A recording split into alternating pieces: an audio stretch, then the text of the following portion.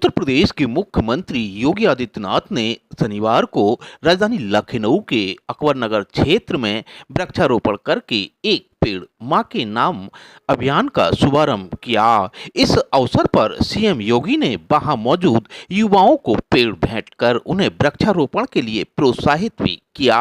इस अवसर पर सीएम योगी के साथ में राज्यसभा सांसद डॉक्टर दिनेश शर्मा व लखनऊ की मेयर सुषमा खरकवाल समेत कई अन्य लोग भी मौजूद रहे।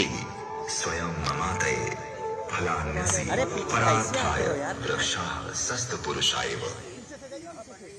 पत्र पुष्प फल छाया मूलवल्कल दारुभिः गंध निर्यास भस्मास्थि तोक्मय कामान वितन्वते अतीता नागतान सर्वान पितृवंशास्तु तारयेत कांतारे वृक्षरोपी यस्तस्माद् वृक्षांस्तु रोपयेत अहो ईशान वरम जन्म सर्व। आज शुरू हुए प्रदेश के इस महाअभियान के संबोधन के अवसर पर सीएम योगी ने कहा कि हम सब जानते हैं कि प्रधानमंत्री ने 5 जून को विश्व पर्यावरण दिवस के अवसर पर एक पेड़ मां के नाम लगाने का आह्वान किया था। इसके पीछे की भावना यह थी कि दुनिया के अंदर पर्यावरण के साथ भेदभाव को लेकर चिंतित है और वह चिंता है ग्लोबल वार्मिंग की। प्रधानमंत्री ने इसी देखते हुए एक पेड़ मां के नाम अभियान का शुभारंभ करने के लिए कहा था और इसी का परिणाम है कि आज हम सब लोग यूपी में ये वृक्षारोपण अभियान की शुरुआत कर रहे हैं। हम सब जानते हैं आदरणीय प्रधानमंत्री जी ने 5 जून को विश्व पर्यावरण दिवस के अवसर पर पूरे देशवासियों से एक पेड़ मां के नाम लगाने का आह्वान किया था। इसके पीछे की भावना भी यही थी कि दुनिया के अंदर पर्यावरणविद एक बात को लेकर के चिंतित हैं और वह चिंता है कि ग्लोबल वार्मिंग दुनिया के अंदर जीव सृष्टि के लिए एक नया संकट खड़ा करने जा रहा है। इस नए संकट से उभरने के लिए, क्योंकि संकट कहीं और से नहीं मनुष्य के स्वार्थ ने ही प्रदान किया है, इसलिए इसको नियंत्रित करने की जिम्मेदारी भी मनुष्य के ऊपर ही होनी चाहिए। और इस दृष्टि से दुनिया के सबसे बड़े लोकतंत्र के संवैधानिक मुखिया के रूप में प्रधानमंत्री मोदी जी का यह आह्वान हर भारतवासी के लिए यह एक मंत्र बनना चाहिए।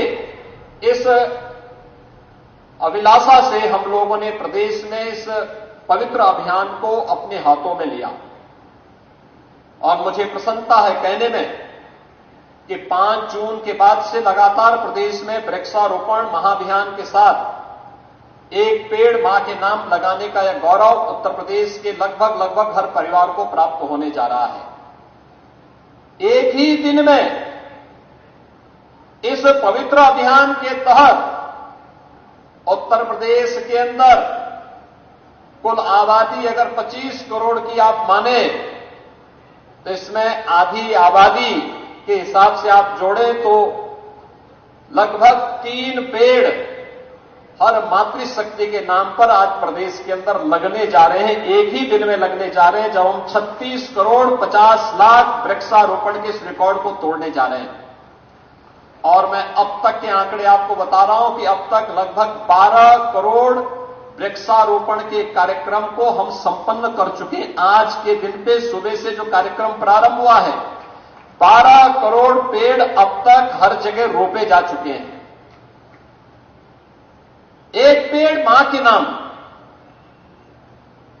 लेकिन इस पेड़ को लगाना भी है, बचाना भी है और फिर इसके माध्यम से अपने पर्यावरण को संरक्षित करने के कार्यक्रम के साथ भी हमें जुड़ना है। और इसीलिए हम लोगों ने कहा है कि एक पेड़ मां के नाम, पेड़ लगाओ पर्यावरण बचाओ। उत्तर प्रदेश सरकार के द्वारा इस प्रयास का परिणाम है कि उत्तर प्रदेश सरकार को इसके लिए 200 करोड़ रुपए का अनुदान भी प्राप्त हो रहा है, जिसमें वह कार्बन उत्सर्जन को रोकने में इन पेड़ों ने, जो पेड़ लगाए गए, लगातार उन किसानों को 5 वर्ष तक धनराशि मिलेगी। पहले चरण में हम लोग आज 25,000 किसानों को इस सुविधा का लाभ प्रदान कर रहे हैं। आप अनुमान कर सकते हैं कि 200 करोड़ रुपए किसानों के खाते में जाएंगे, पेड़ लगाएंगे। उस पेड़ का किसी ने इमारती लकड़ी के रूप में, किसी ने फलदार, किसी ने औषधीय, किसी ने पीपल, पाकड़, बरगद, किसी ने नवग्रह वाटिका लगाई होगी, किसी ने हरशंकरी लगाई होगी, किसी ने नक्षत्रशाला लगाई होगी और किसी ने अन्य कार्यक्रम के साथ जुड़ करके इस अभियान को आगे बढ़ाया। लेकिन वैश्विक संस्थाएं उसे मान्यता दे रही हैं। 200 करोड़ रुपए की राशि उत्तर प्रदेश को प्राप्त हो रही है। बहनों और भाइयों, लखनऊ आज प्रदेश का सबसे बड़ा महानगर के रूप में अपने आप को स्थापित किया है। ये प्रदेश की राजधानी भी है। हम लोगों ने कल ही इसको स्टेट कैपिटल रीजन के रूप में डेवलप करके इसके आसपास के क्षेत्र को आर्थिक प्रगति के एक नए मानक के रूप में स्थापित करने के एक बड़े अभियान को हम लोगों ने आगे बढ़ाने की कार्रवाई को भी आगे बढ़ाया। लेकिन याद रखना, विकास हम जितना करेंगे उस विकास का लाभ लंबे समय तक लोगों को तब मिलेगा जब भौतिक विकास के साथ साथ उससे होने वाली पर्यावरणीय क्षति को हम न्यूनतम स्तर तक पहुंचाने में भी सहायक होंगे। कुकरेल नदी, जो कभी एक नदी हुआ करती थी, आज से 50 साल पहले कुकरेल से एक नदी निकलती हुई गोमती नदी में मिलती थी। लेकिन 84 के बाद इस पूरी नदी को अपने स्वार्थ के लिए भूमाफियाओं ने पाटना प्रारंभ किया और परिणाम क्या हुआ? जो कभी नदी थी वह फिर नाला बन गया और फिर वह उन बस्तियों के ड्रेनेज को उड़ेलने का एक माध्यम बन गया। उसने एक नदी को तो मारा ही मारा, लेकिन साथ साथ गोमती नदी को भी प्रदूषित करने का काम किया।